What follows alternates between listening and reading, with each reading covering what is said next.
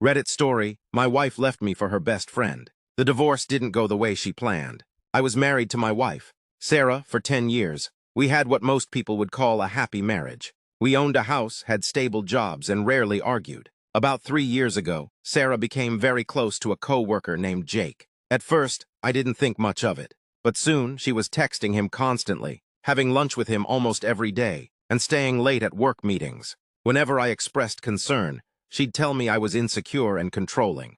He's just a friend.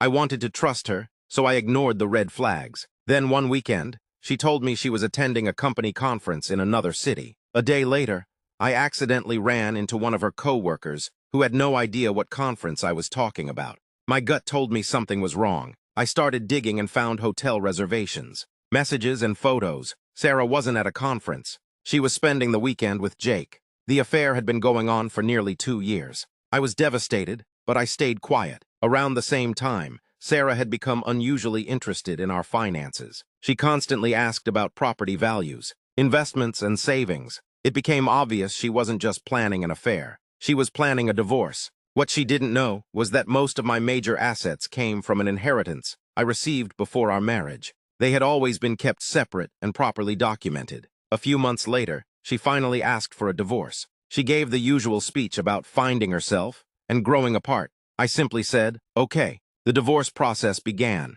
and her expectations quickly became clear. She wanted the house, half my investments, and a large settlement. Then reality arrived. The inherited properties weren't marital assets.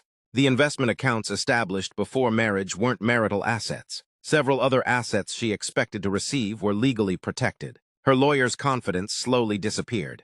Things got even worse when financial records showed she had spent thousands of dollars from our joint account on her affair. Hotel stays, vacations, gifts, and expensive dinners with Jake. The court didn't look kindly on that. The amount was deducted from what little settlement she was entitled to receive. On the day the divorce was finalized, Sarah looked shocked. The fortune she thought she was getting simply didn't exist. She walked away with only a small share of our actual marital assets. But karma wasn't done. A few months later, Jake left her. Apparently, once he realized there wasn't going to be a big financial payout, he lost interest. She had thrown away a 10-year marriage for a fantasy that didn't even last 6 months. About a year later, I received a text from her. She apologized for everything and said leaving me was the biggest mistake of her life. She asked if we could meet and talk. I never replied, not because I was angry, but because some mistakes don't deserve a second chance. Sometimes the best revenge isn't revenge at all. It's watching someone destroy their own life while you quietly rebuild yours.